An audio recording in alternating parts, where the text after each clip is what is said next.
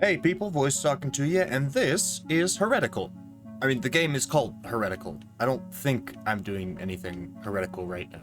Anyways, this is a top-down Diablo-style Souls-inspired hack-and-slash dark fantasy RPG roguelike where dying is actually part of the progression. If that sounds like your thing and you'd like to try out this demo for yourself, I'll have a link for you down in the description. As always, there will also be a link down there to my Twitch channel in case you'd like to hang out with us live and talk about first impressions of these games. The various inspirations that this game draws from are pretty clear to see. Even the game's UI is almost identical to Diablo, right down to the orbs for health and curse. Unlike Diablo, however, dying is meant to be a pretty regular occurrence and actually ties into the progression system. As far as the story goes, the game doesn't really tell us much. In fact, the game doesn't tell us much of anything, including explaining the core mechanics, so figuring things out for yourself is just going to be part of the process. I know from looking at the Steam page that this game is essentially set to be sort of like a revenge story where we try and reach the top of this mountain to topple the demigod who's summoning an army of monsters from there. But from a story and visual perspective at least, this is very Dark Souls, expecting the player to draw inferences based on the environment and the descriptions of items. Unlike any of FromSoft's titles, however, Heretical's descriptions of items and enemies are extremely redundant and don't tell us much more than every enemy type apparently stalks the ruins looking for victims, with only slight variances in the wording. Additionally, there isn't a whole lot that can be gleaned from the environment, largely due to the lack of interesting visuals and any explanation for those present. Visually, this game is kinda mid. At first, I was quite taken by the cute little sprites and the different armors and weapons that show up on our characters, and while there is some nice details in the environment, like citizens dumping their literal crap out into the street from upper story windows, a severe lack of variety makes most of the enemies and environments look pretty much the same. It's a demo, so this isn't a deal breaker by any means, but it's definitely something that should be worked on. But the animations aren't the best either. Seeing as most of what you'll be doing in this game is attacking, it's a bit more important than usual that the animations are decent, but here they're very stiff. For example, the length of our character's swing doesn't remotely line up with the damage arc of their sword. So you see how he just sort of swings to like the middle of his body, and yet there's that slash all the way across the screen? That doesn't look right. It feels disconnected. Axes and maces are even worse. Now, it isn't all bad, and I can definitely appreciate the game's low-poly style, so I'm going to set aside the graphics for now. Instead, I want to talk about the core gameplay. When it comes down to what the player can actually do, the player has three active functions: attacking, moving, and dashing.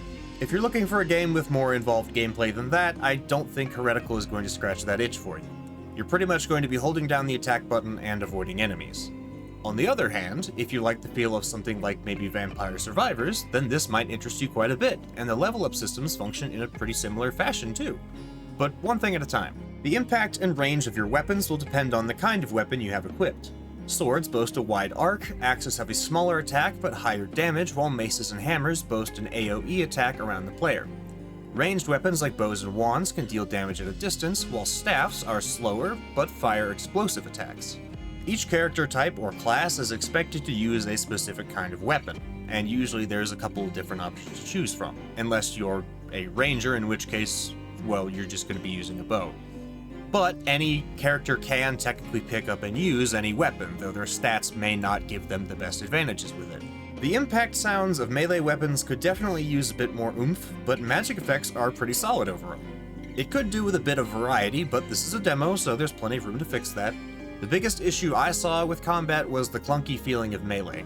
Similar to Vampire Survivors, being close to enemies is generally a bad idea, and since Heretical provides minimal opportunities for healing in a very Souls-like fashion, taking damage should be avoided whenever possible. But melee characters need to stay near enemies to deal damage, and their primary ability requires them to take a hit to activate, making ranged builds pretty much objectively superior. Additionally, when considering that ranged attacks are the obvious meta, there's a clear issue with the game's suggestion that the player use a controller rather than a mouse and keyboard. The issue is this: when using a controller, the player can only target enemies by locking onto them, and you need to be pretty close for that to happen. And for ranged weapons to hit an enemy, you have to be locked on. Even if you do line up a ranged attack without locking on, projectiles will just pass harmlessly through enemies. However, when using a mouse, the player can target an enemy anywhere on the screen, allowing them to hit enemies from much farther away, making mouse and keyboard the easy choice. Setting aside the back and forth of combat for now, let's take a look at the progression system, since that's where I feel this game shows its strengths. Though this game looks very Diablo, it progresses very similarly to Vampire Survivors. Slain enemies and open chests will drop little glowing pouches of loot that the player can scoop up. This is how you get new armor and weapons, and you can choose to either equip the new item or discard it. On the bright side, the game won't pause and force you to make a decision every time you grab something, and you can finish whatever fight you're in before looking at your loot. The player does not have an inventory though, and you can't carry or store extra gear. On the bright side, discarded equipment is converted into gold you can spend on upgrades or other items at the vendor. When you buy new items though, the item they replace are simply deleted. However, I will say that buying gear feels kinda like a waste anyways, because the scaling of equipment between zones is a very sharp climb. So spending gold on anything other than ability upgrades will just end up in you dropping your expensive new armor for something twice as good a few moments later. On that note, the drop tables for loot feel kind of off. You'll pretty commonly find equipment that won't be of any use to your character class, and since you can't save it or anything, I don't really know why this happens. Diablo solves this problem by making drops specific to your class, which is what I'd recommend the devs do here. Also, you can end up getting equipment for the same slot over and over again. 12 new swords don't help me when all of my armor still sucks. The progression that comes from leveling up is a bit more satisfying, allowing players to choose one of 3 new abilities or upgrade an existing one, with the exception of your primary skill.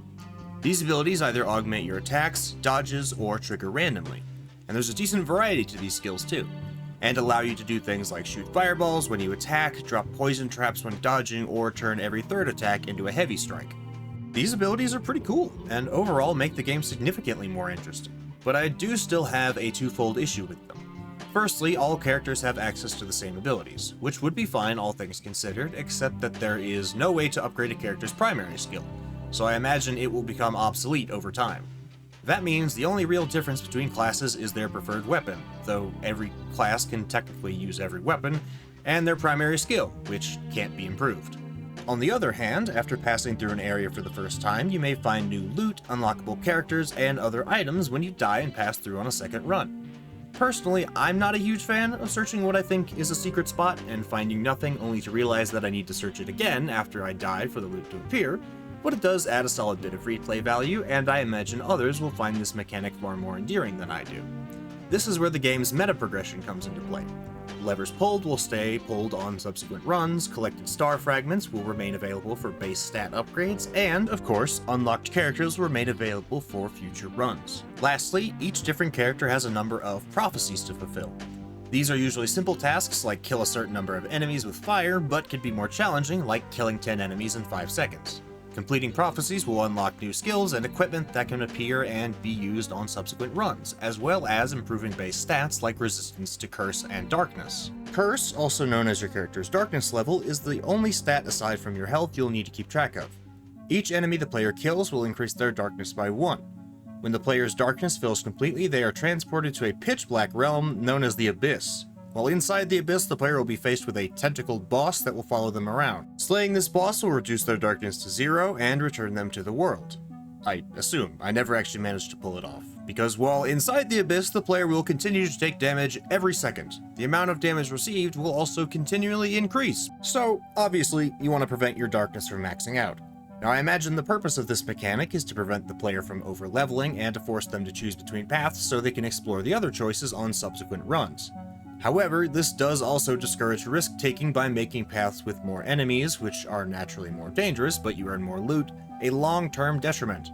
This also makes encounters with lots of weak enemies more dangerous in the long run than fighting a few powerful foes. So let's try not to get consumed by darkness from killing plague rats here. Now, I've pointed out a lot of negative aspects to this title, and in its current state, I wouldn't recommend it. But this is just a demo.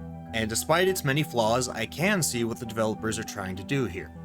First off, there needs to be some graphical variety and any kind of dithering, because right now walking behind a building makes you completely blind. Come on! I can't see where I am. If there's something hidden back here, I sure can't see it. Also, there really needs to be a bit more panache to the way that loot is displayed, because these ugly grayish pouches rolling around on the ground really doesn't do it. Secondly, the world needs to be made a lot more interesting, through either story, visuals, or whatever else the devs feel would improve the experience. All of the issues I've mentioned could certainly be fixed before this title's released, and I'm hoping that happens. because though the execution of Heretical is currently rather poor, its core concept is actually really solid. It'll take some time, dedication, and a lot of love, but I can see a version of this title that not only completely blows all of my complaints back in my face, but gains a following as a unique and addictive roguelike. Quality of life and depth are what I think Heretical needs most right now. And it already has a pretty addictive gameplay loop with some interesting twists on mechanics. I'm not quite impressed, but I am intrigued. I'm also just the voice in your head though. So what do you think about Heretical? Was I too harsh? Do you feel this game leans too heavily on the style of other games? Let me know your thoughts down in the comments. If you enjoyed this video, leaving a like really helps me out, and subscribing is the best way to support the channel and keep new videos coming your way, because I put out new stuff every single week. Thanks so much for listening to me today, and you'll be hearing from me again real soon.